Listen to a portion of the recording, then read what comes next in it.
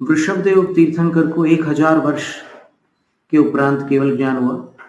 दीक्षा के 1000 वर्ष बीतने पर केवल ज्ञान हुआ। अजितनाथ भगवान को 12 वर्ष के उपरांत, शंभवनाथ भगवान को 14 वर्ष के उपरांत, अभिनंदन नाथ भगवान को 18 वर्ष के बाद केवल ज्ञान हुआ।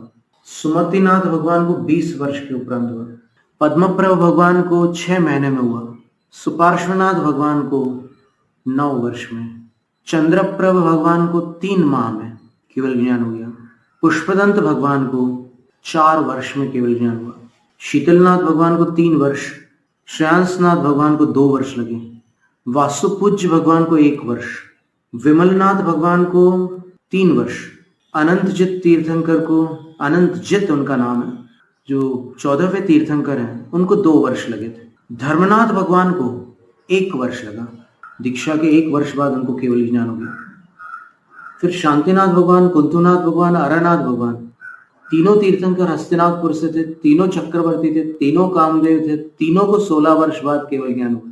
दीक्षा के 16 वर्ष के उपरांत उनको केवल ज्ञान हुआ। बहुत सारी समानताएं हैं तीनों में।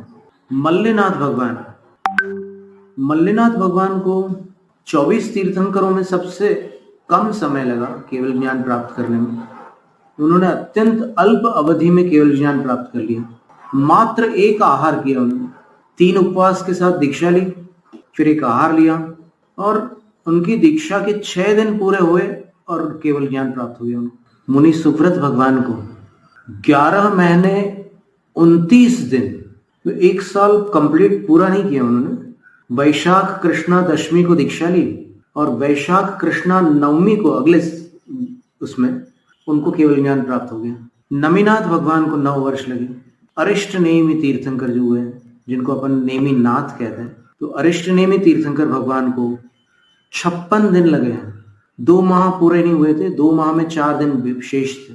इसके बाद पार्श्वनाथ भगवान थे, तो पार्श्वनाथ भगवान को 4 माह में केवल ज्ञान प्राप्त हो गया और महावीर स्वामी को 12.5 वर्ष में केवल ज्ञान की प्राप्ति हुई।